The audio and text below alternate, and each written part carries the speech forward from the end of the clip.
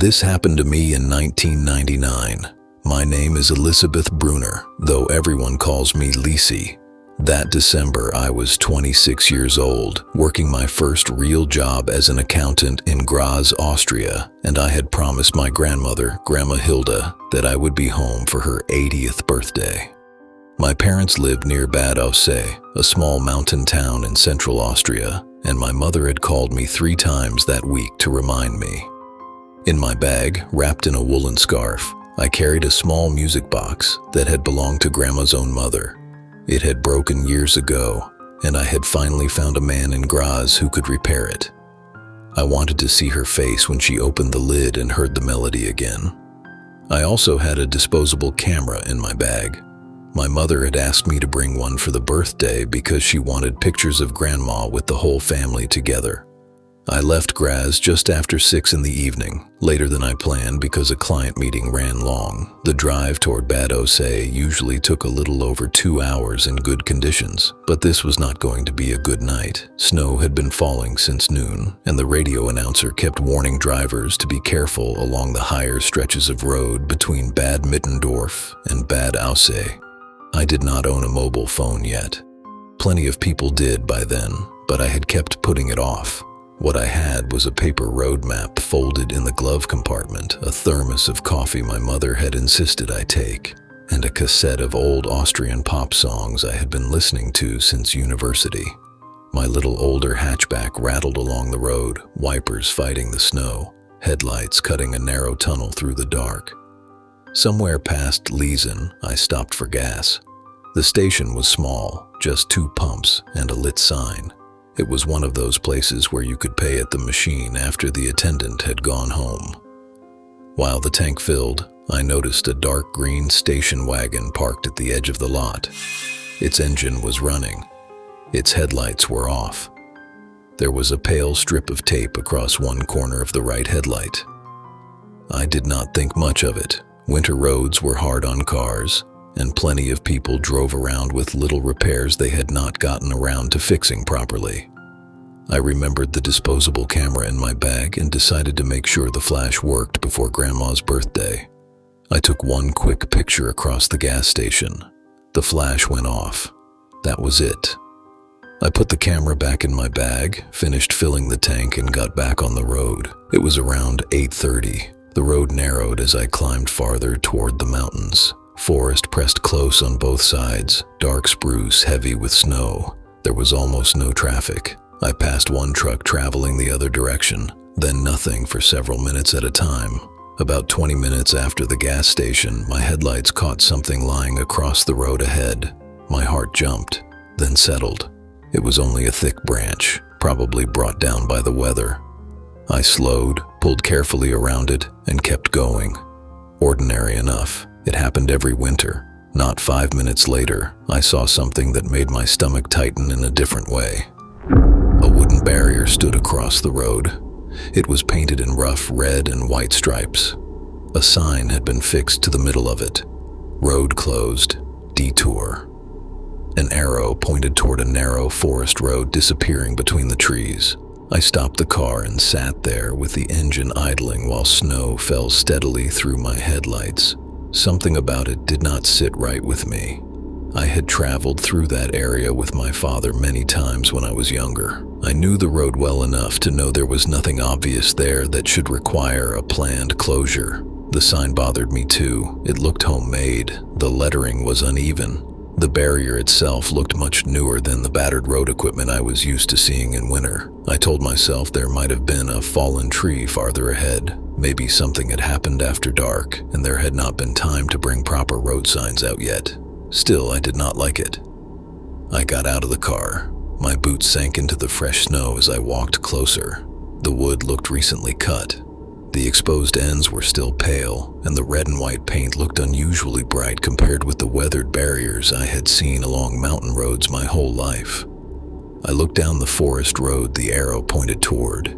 It disappeared quickly into darkness. There were only 2 faint tire lines in the snow, already beginning to fill again. If this had been an official detour used throughout the evening, I expected to see more traffic marks. There were almost none.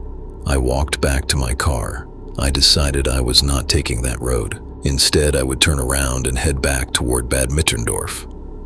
I knew I could stop somewhere there, make a telephone call, and find another way toward my parents' village. As I reached the car, my headlights swept briefly across the trees beside the road. For 1 second, I saw something between two trunks, a person. At least I thought it was, a dark figure standing completely still beyond the edge of the road, watching. I could not see a face. I could not even be certain it was a man. But I did not wait to find out. I got inside, locked the doors, and started turning the car around. Before I had completed the turn, headlights appeared on the road behind me, coming from the direction I had just traveled. They approached slowly. As the vehicle came around the bend, I recognized the dark green shape. Then I saw the pale strip across the right headlight. It was the station wagon from the gas station. I told myself it meant nothing. We had been traveling the same road. Of course, it might eventually reach the same place. I completed my turn and started driving back toward Bad Mitterndorf. For several seconds, the station wagon stopped near the barrier behind me. I watched it in the mirror. Its headlights swept sideways, then disappeared. A few seconds later, they came back into view. The car had turned around too. That was when I stopped telling myself it was coincidence. I kept driving. The green station wagon stayed behind me. Not close, not far either, just there. The snow made it difficult to judge distance, but whenever the road straightened, I could see the uneven shape of those headlights in the mirror.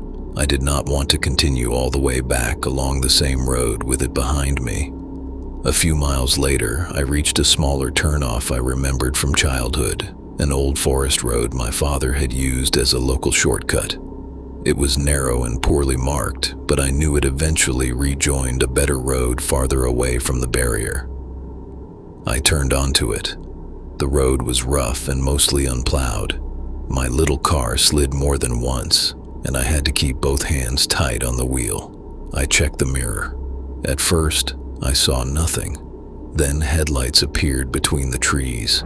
The green station wagon had taken the turn too. That was the moment I knew. It was not simply another car traveling the same road. It had followed me off the main road onto a narrow shortcut that almost nobody would have known I was going to take. I pressed harder on the gas. The station wagon stayed behind me. A few minutes later, the forest opened into a wide clearing where timber was sometimes stacked during the warmer months.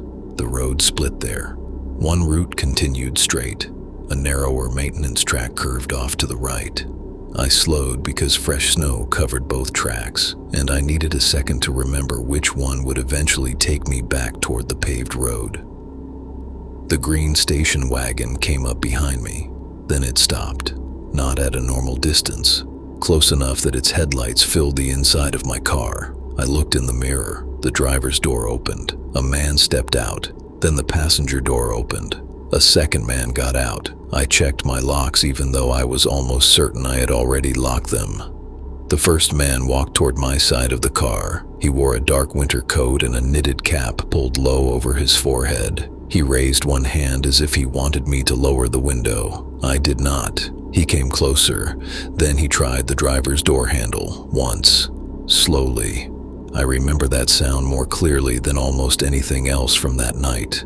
The handle lifted, then dropped. The second man started moving around toward the passenger side. The first man leaned toward my window and said something I could barely hear through the glass. I caught only 2 words. Wrong road. He pointed back toward the station wagon. Then he motioned for me to get out. I shook my head. He tried the handle again, harder this time. I looked ahead. The main forest road disappeared into deeper snow. I looked behind me. Their station wagon was sitting at an angle, leaving almost no room to reverse around it. Then I looked to my right, the narrow maintenance track. I had no idea how bad it would be, but it was the only direction where nobody was standing. I put the car in gear. The man beside my window stepped back. For 1 second, he just stared at me. Then he started moving toward the front of my car. I turned the wheel hard and drove onto the maintenance track. Branches scraped along both sides of the hatchback. Snow pushed against the tires. For several seconds, I thought I had made a terrible mistake. The wheels spun, the engine climbed, then the tires caught. The car moved forward. I looked in the mirror. Both men were running back toward the station wagon. I kept going. The track was barely wide enough for my car. Tree branches brushed the windows, and twice the back end slid toward the edge of the road before I managed to straighten it. Then headlights appeared behind me again. They had found the track. I drove faster. I knew it was risky on fresh snow, but at that point, I was more frightened of stopping than I was of the road. The headlights stayed behind me for several minutes. Sometimes I could see them clearly. Sometimes they disappeared behind trees and bends. Then the track dropped sharply downhill. My car slid sideways. I corrected the wheel and felt the tires catch again. When I looked in the mirror, the headlights were gone. I kept driving. I did not know whether the station wagon had stopped, turned around, or simply could not make it down the same section of road. I did not care. I kept moving. Eventually, the maintenance track brought me onto a paved local road. I recognized where I was. I was only a few miles outside Bad Osay. I did not slow down until I saw the warm yellow windows of a small inn ahead. Smoke rose from the chimney. Several cars were parked outside. For the first time that night, I felt like I was somewhere people would notice me. I pulled in close to the entrance. My hands were shaking so badly that I had trouble getting the key out of the ignition. Inside, I asked the owner if I could use the telephone. He took one look at me and pointed toward the phone near the kitchen. He brought me a cup of hot tea while I made the call. I contacted the local police station. The officer who answered had a calm voice. His name was Inspector Hofer. I explained everything. The strange barrier, the homemade detour sign, the person standing among the trees, the green station wagon, the fact that it had turned around after I turned around. Then I told him what had happened on the forest road. I told him 2 men had followed me onto the shortcut. I told him they stopped behind my car. I told him one came to my driver's door while the other moved around the passenger side. And I told him one of them had tried my door twice and motioned for me to get out. Inspector Hofer did not dismiss any of it. He told me to stay exactly where I was. 2 officers arrived not long afterward. They looked over my car first. There were fresh branch marks along both sides from the maintenance track, but otherwise it was fine. The snow was getting heavier by then, and they said searching the forest roads properly in darkness would not be sensible. They took my full statement. One of the officers asked whether I thought I could identify either man. I said no. I had never gotten a clear look at either face. The first man's cap had been low, and everything had been lit mostly by headlights and reflected snow. Inspector Hofer told me they would go back to the area after first light. I stayed at the inn that night. I barely slept. Every time a car slowed on the road outside, I sat up. The next morning, Inspector Hofer drove me back toward the site. The wooden barrier was still there. Fresh snow had covered much of what I remembered from the night before. The officers examined the sign and barrier. Neither had official markings.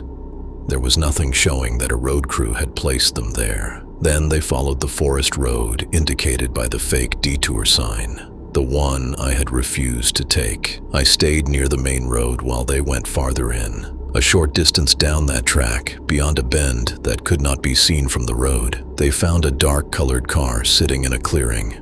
Nobody was around it. The driver's door was partly open. The vehicle had been reported missing from a town near Leeson 2 days earlier. There were no personal papers left inside, and very little that immediately identified who had recently been using it. Inspector Hofer told me the condition of the vehicle was unusual enough that they wanted to examine it more carefully. I remember looking down that narrow road and realizing something that made my legs feel weak. That was the road the sign had been telling me to take. If I had trusted the road closed sign and followed the arrow, I would have driven directly toward that clearing. The 2 men had stopped me later on a different road, but whatever had been waiting down the fake detour had been there before I ever turned around. They found something else near the main road. beneath a low spruce tree close to where I remembered seeing the figure. The branches had protected part of the ground from the night's snowfall. There was a shallow depression in the snow, as though someone had spent time standing or crouching there. Nearby, partly covered in fresh powder, was a pair of binoculars with one cracked lens. Inspector Hofer photographed the area.